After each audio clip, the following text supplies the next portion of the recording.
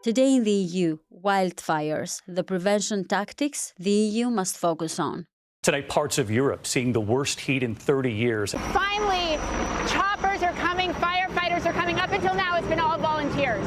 The flames scorching hundreds of thousands of acres in cold, nothing left.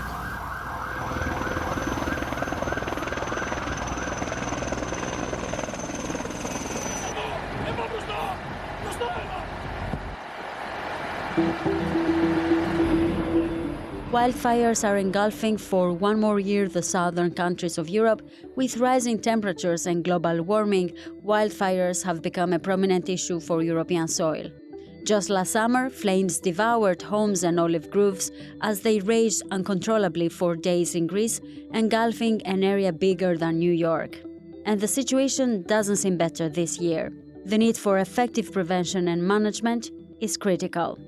But what lessons have we learned during the past years? What is the effectiveness of existing measures, and what are the future steps necessary to mitigate these destructive events? Hello and welcome. I am Eva Giori, and this is Today in the EU. To break down these questions, we're joined by Balazs Ujvari, EU Commission spokesperson for Budget and Human Resources, Humanitarian Aid and Crisis Management. We're also joined by Lindon Pronto, senior fire management expert at the European Forest Institute and ex-firefighter. Balazs, we're approaching a very warm summer with heightened alerts for wildfires, especially in southern Europe and countries like Greece, Italy, Spain and Portugal. These countries battle wildfires every single summer. What lessons have we learned from the past years regarding wildfires? I think there are maybe three main lessons that we've drawn over the past years. I think the one and most important thing is that we've got to act together. So we've seen some major fires over the years, and it has become clear that one member state is often unable to tackle such natural disasters. It's incredibly important that we have mechanisms and structures in place that can be used by the various member states and that enable others to come to the aid of those in need. So acting together and having structures in place at the EU level is extremely essential. Then I think the proactivity dimension should also be underlined. Back in time, a couple of years ago, we tended to be in the reaction. But what we started to do 3 years ago was to deploy ground forces, so firefighters on the ground, in a proactive fashion. That's why now we have more than 500 firefighters deployed in 4 countries in Southern Europe who are obviously able to help out in a more rapid fashion when the need arises. And then the third lesson that we've drawn, and you have seen a lot of political statements in this regard in the past years, is that we've got to improve our capacities. That's the reason why we are investing into purchasing new firefighting aircraft, which can then be put at the disposal of the EU member states. So that will help us bolster and boost the capacities that we have when it comes to forest fires. And what is the EU's emergency response mechanism for wildfires, and is it prepared to act promptly? We have taken a lot of action in the past years to tackle these fires in a reactionary fashion. But of course, as you say, it's also important to work on the prevention dimension. And in this area, the EU has gradually strengthened its action over the past years. So going back to 2022, we developed what we call the Forest Fire Risk Prevention Action Plan, which consists of a number of pillars. Let's zoom in on a few of these. For example, we have started doing what we call targeted peer reviews. Now, this means that a member state of the EU can request a peer review by experts coming from other EU member states on the management systems that they have in place to prevent or handle forest fires. Now, the way the Commission comes into the picture is such that we actually finance the deployment of experts from other member states. And so we make available funding to facilitate and organize these exercises. So, for example, right now we have such an exercise ongoing in Greece, in Italy, but also in the region of Brandenburg in Germany. Now, another pillar of our action was put forward in May 2024, so this year, which is a guide on best practices in raising awareness in the population about wildfires. So this action plan or this set of guidelines identify concrete measures that can be taken by citizens to be more aware of risks related to forest fires. And last but not least, we also provide concrete funding for projects, relevant projects. So for the moment, we have 8 projects for which collectively we have provided 4 million euro. So one of them, for example, finances the development of a smartphone application which is helping users conduct home fire risk assessments independently. So this is implemented in Spain, Austria, and Sweden. And finally, we have another project, which is improving forest fire governance arrangements in Latvia. So really, we are taking a broad range of action in the field of the prevention dimension of forest fires. Can you give us some examples of how the EU is ready to assist countries battling wildfires? Yeah, so when we get into the season, typically between May and October, we tend to put together what we call a fleet of firefighting aircraft and helicopters. So for this summer, we put together 28 firefighting airplanes and 4 helicopters. Now they come from 10 different member states. Typically, you would have a member state offering 2, 3, or up to 4 airplanes, and then some also put forward helicopters. So this is a pre-identified pool. That means that when there is a fire situation in a member state where the local capacities are insufficient to tackle the fire, then that member state can ask the European Union or European Commission more specifically to mobilize assets from elsewhere. And then the Commission would have this pool to draw upon. That's one dimension. The second one, as I mentioned, we have more than 500 firefighters from 12 countries pre-positioned in France, in Greece, Portugal, and Spain. That's another dimension of our preparedness. Again, putting them on the ground already ahead of the fire season allows them to take action more rapidly. And then the third pillar of our action is the so-called Copernicus satellite system, which is incredibly popular, if I may put it like that. It can provide satellite images in a very rapid fashion to the requesting member state, which then can help delineate the extent of the fires and determine the nature of the action that has to be taken on the ground. And Lyndon, coming to you, Southern European countries are the hardest hit due to various reasons. Are these countries well equipped to confront wildfires? First and foremost, when we talk about investing in fire management, oftentimes it's easy to focus on firefighters. It's easy to focus on airplanes, on equipment, the shiny red toys. And this is not addressing in any shape or form the underlying causes for our wildfire challenges. The fire management community is very clear about what the needs are. We need more mild fire and not wildfire. We need more prescribed grazing. We need better planning. We need to build environment more resilient to fire, anticipating that the fire will happen, whether by our cause or by natural causes. And when it does happen, will the town still be standing after the fire has moved through? We need to focus more on training and competencies within the different organizations, not just the fire service, but also foresters, nature conservation authorities, and then where appropriate in contexts where fire is used in a traditional sense by farmers or by grazers. And I think it's also clear that we need to invest more in these landscape level approaches in understanding fire and the environment, better managing fire at landscape level, and less investment in heavy equipment and water-based approaches, and more on this training, resource efficiency, and the use of prescribed fire, prescribed grazing, and fuel management. In terms of funding, what action is the EU taking to strengthen its response mechanism? So our objective here is to have a permanent fleet. So I was trying to allude to the fact that nowadays, or these years, the fleet is determined on a year-by-year basis.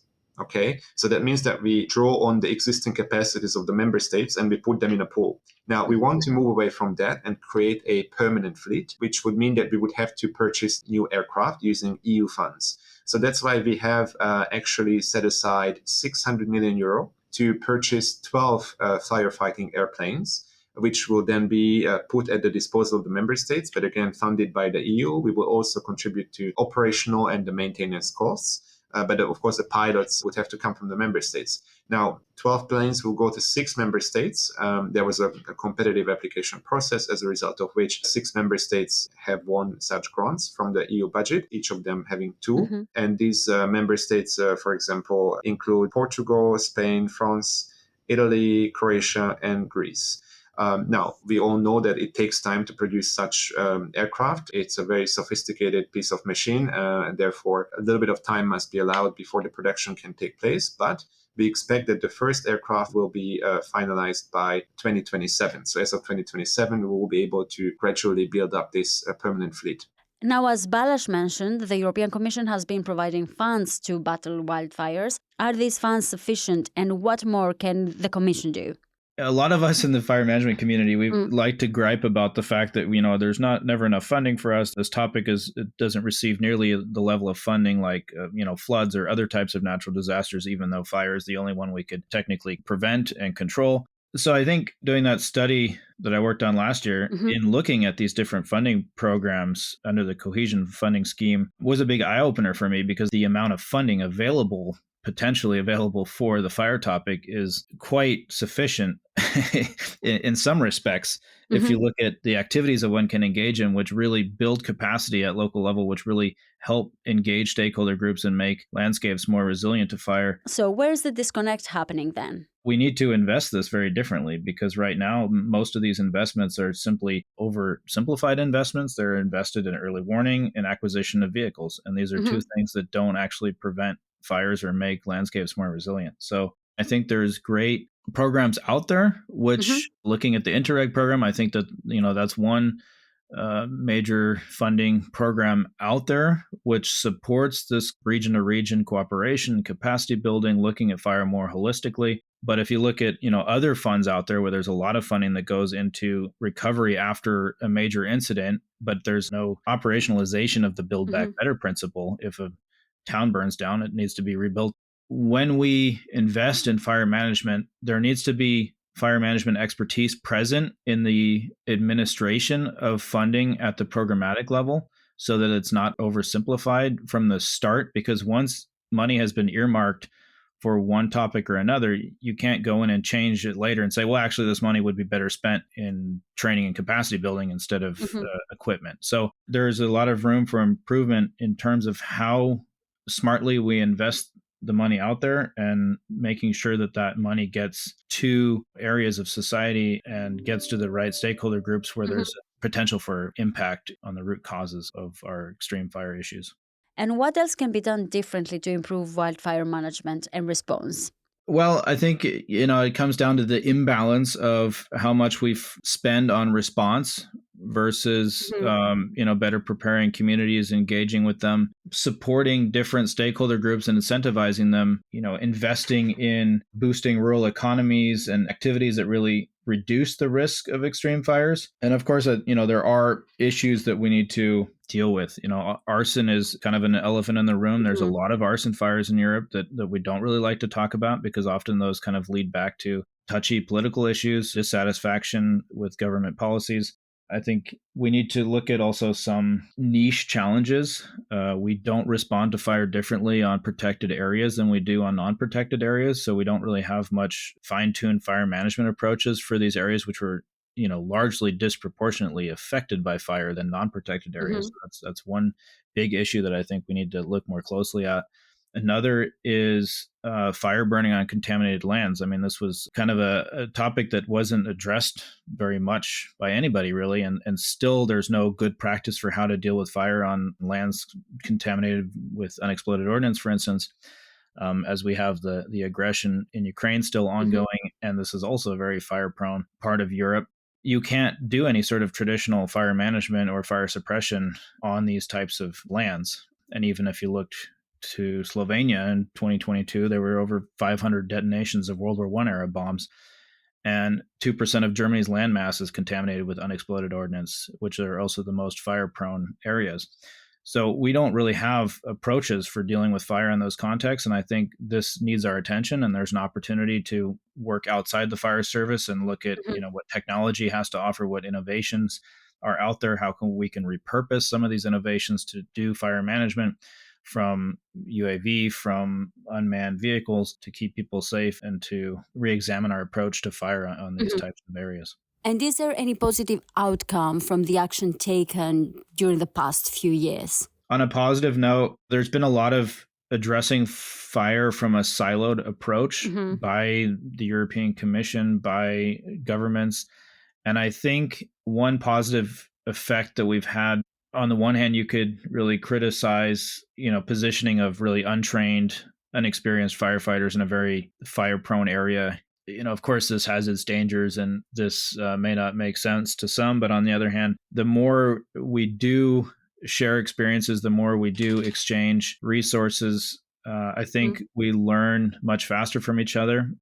we kind of operate in a society where we kind of depend on science to guide policy and experts to tell us what to do. Reality, that's not how agencies or fire services or forest agencies, that they don't change the way they do things just because somebody from the outside said, oh, well, maybe you should look over there because they do it differently. And I think with different DGs within the European Commission funding different fire projects and investing more heavily in, for instance, the Knowledge Network under DG ECHO, these types of activities are really helping bring countries together to learn from each other and people together to experience things differently. And I saw, if you look at the wildfire peer review assessment framework through DG ECHO, I think this is kind of a new tool that's quite effective in terms of exchanging experience and having outside reviewers come in and look at a system and try and understand it. But because the countries themselves are the ones that call for this help, there's a much bigger willingness to also listen and look really at how one can really change some of the policies or go about things differently. Fire is a people-centered challenge. With 98% of our fires in Europe caused by humans, we need to also have a people-centered approach for addressing fire management. And that is relevant for the farmer, the forester, the firefighter, the policymaker. All of these people need to come together and look at how we can live with fire. That's the slogan, is living with fire moving forward. Thank you very much. I am Evi Chiori, and this was Today in the EU podcast. Visit Euractiv to stay on top of the latest news. If you haven't subscribed yet, you can find us on all streaming platforms. You can get in touch with us by leaving a comment or a review on Spotify and Apple Podcasts. Your reviews help us a lot to spread the word about our work, but also understand what topics you like listening to. This episode was produced by Miriam Sáenz Tejada, Nicoleta Yonta, and me. Thank you for tuning in, and until tomorrow morning.